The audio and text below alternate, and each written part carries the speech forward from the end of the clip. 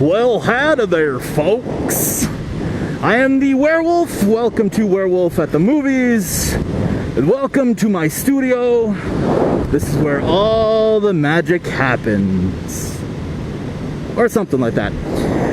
Today, the film I shall be reviewing is The Score. If you haven't seen The Score, it's awesome. It was filmed, I believe it's a 1993 film, I believe, if I'm not mistaken.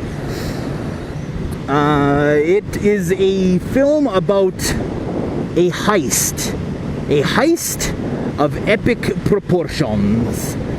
So let me start with the cast. The cast is of epic proportions as well.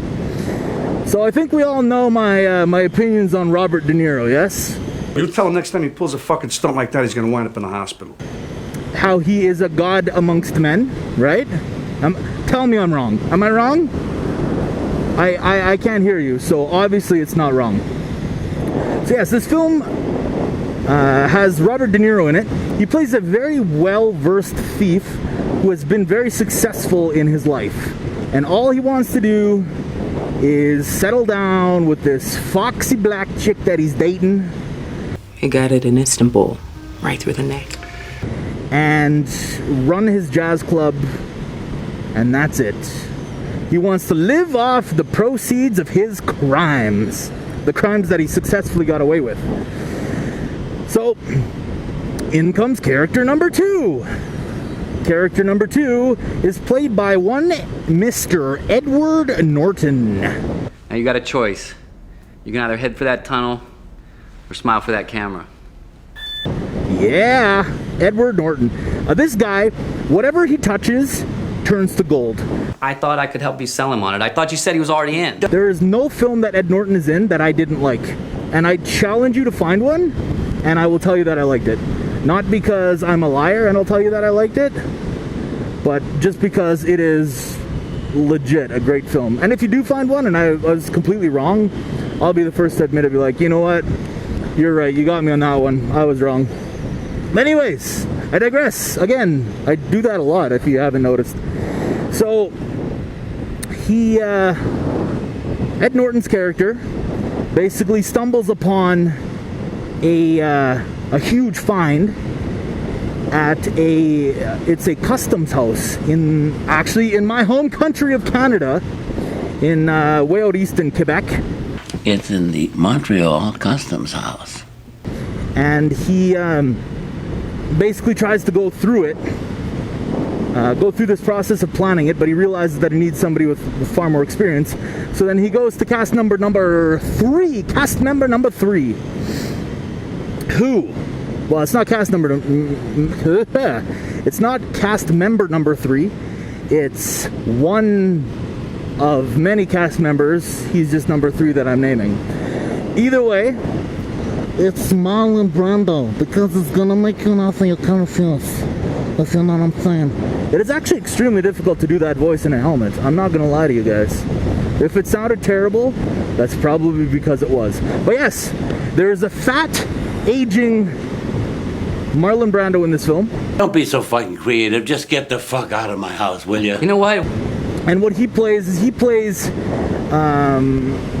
not the fence, but he plays the guy who sets it up. He's the guy who connects one criminal with another criminal, and then he gets money for it. You know, like he gets a cut of it because he helped set it up and organize things. So I guess you could call him the organizer or the planner. I told you I'm not interested. You're never gonna get another chance at a score like this. What's the matter with you? Why are you pushing this? So yes, back to the plot. Edward Norton stumbles upon a huge, what shall we say? He stumbles on a piece for which he would like ownership. So the whole thing is basically he talks Robert De Niro into effectively coming out of retirement, or coming out of what would be his retirement, just to do this one last heist to get this awesome piece of whatever I'm not going to tell you because it might give away a portion of the story and you guys might hate me for it. So basically, it's a heist film. All heist films kick ass. Robert De Niro kicks ass. Edward Norton kicks ass. Marlon Brando kicks ass. This movie kicks ass. You know, you look like shit. What's your secret? When you guys get your shit together, give me a call, okay? So I'm gonna rate this film 9 extremely not politically correct scenes out of 10. 9 extremely not politically correct scenes out of 10. Hey, what are you doing? Somebody put fingerprints on my window, Danny. You don't need to do it. It's okay. It's okay. Listen. I like a clean window, Danny. It's all right. So you can now see why I said it was not politically correct. It's a little bit rude, I understand, but when you watch the film, you will understand how this scene plays into it, and you will be like, "Oh my God, that is the essence of good movie making right there. That is brilliant." I'm gonna pull a U-turn, and I don't know where. So yeah, like I said, it's gonna be a little bit rough. You guys are gonna look at this guy and be like, "Who is this asshole? Why would he put that thing into a film? Like, that's rude. That's discriminatory. He must not like disabled people." Slow the bus down. I like disabled people. All right, I have nothing against them. So hold your horses, man. When you watch the film, you'll understand why Edward Norton was doing that, and it's gonna make tons and tons of sense. It's actually a huge plot point, and I think you guys are actually gonna enjoy it.